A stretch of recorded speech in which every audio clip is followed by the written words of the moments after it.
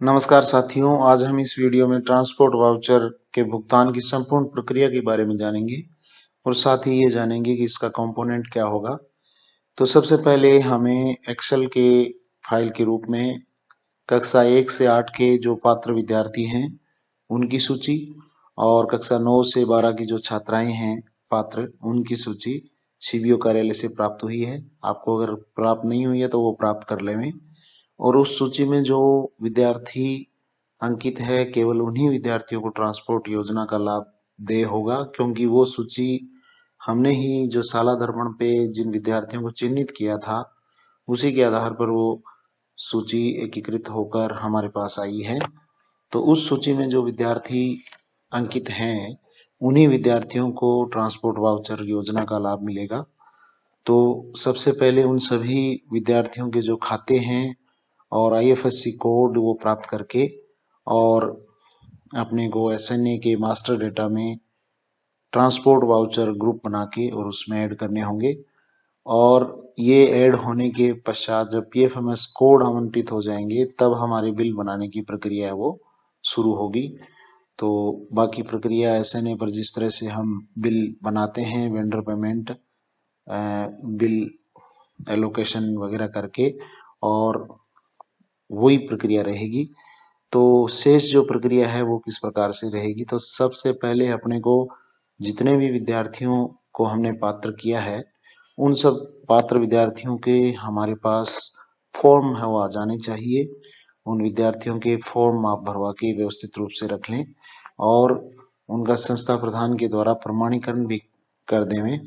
और एसडीएमसी और एसएमसी की अनुशंसा और अनुमोदन जितने भी पात्र विद्यार्थी हैं, कक्षा 1 से 8 के विद्यार्थियों का एसएमसी के द्वारा अनुमोदन और 9 से 12 की जो छात्राएं हैं उनका एसडीएमसी के द्वारा अनुमोदन, इस फॉर्मेट में प्रपत्र 2 भाग क में अनुशंसा अनुमोदन है वो किया होना चाहिए।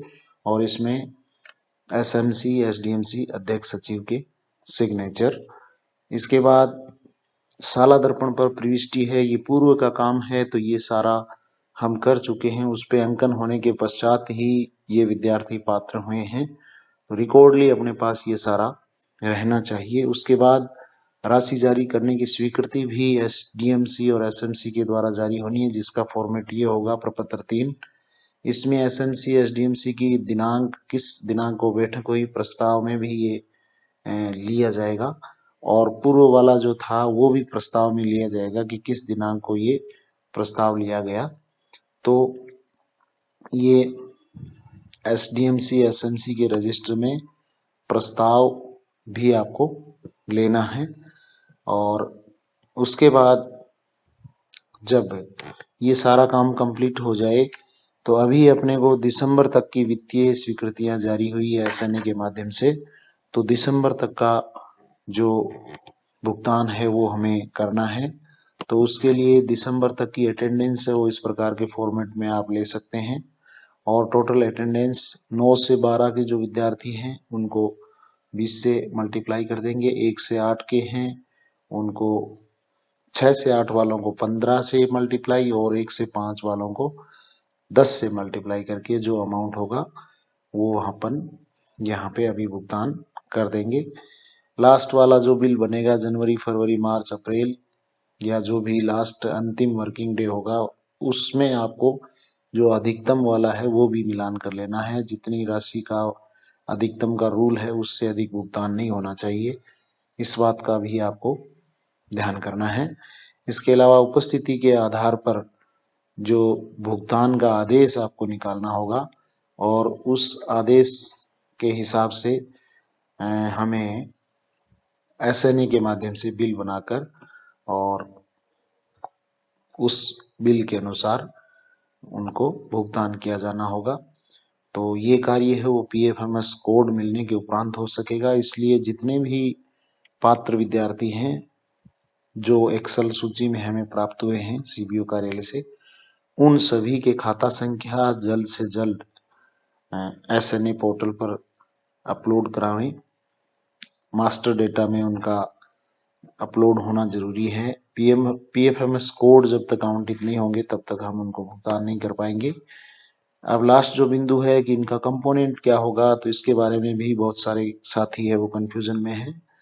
तो कंपोनेंट के लिए क्लियर है कि कक्षा 11 और 12 की जो छात्राएं हैं उनके लिए प्रोजेक्ट इनोवेटिव एक्टिविटीज, ये जो यहाँ पे आपको दिखाई दे रहा है प्रोजेक्ट इनोवेटिव एक्टिविटीज, ये आपको लेना है, चयन करना है। और कक्षा 1 से 10 जो सीनियर सेकेंडरी स्कूल में विद्यार्थी अध्ययनरत है उनके लिए ट्रांसपोर्ट ऑब्लिक एस्कॉर्ट फैसिलिटी समग्र शिक्षा, ये कंपोनेंट आपको चयन करना है। और एलिमेंट्री स्कूल्स के जो कक्षा 1 से 8 तक के बच्चे हैं उनको ट्रांसपोर्ट एस्कॉर्ट फैसिलिटी एलिमेंट्री समग्र शिक्षा, इस कंपोनेंट में चयन करना है।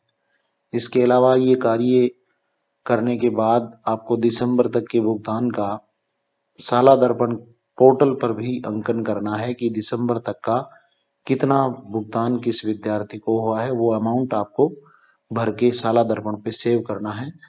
तो अब तक की जो प्रक्रिया है वो इस प्रकार से रहेगी। आपने वीडियो अंत तक देखा, इसके लिए thank you very much. Thank you. जय भारत।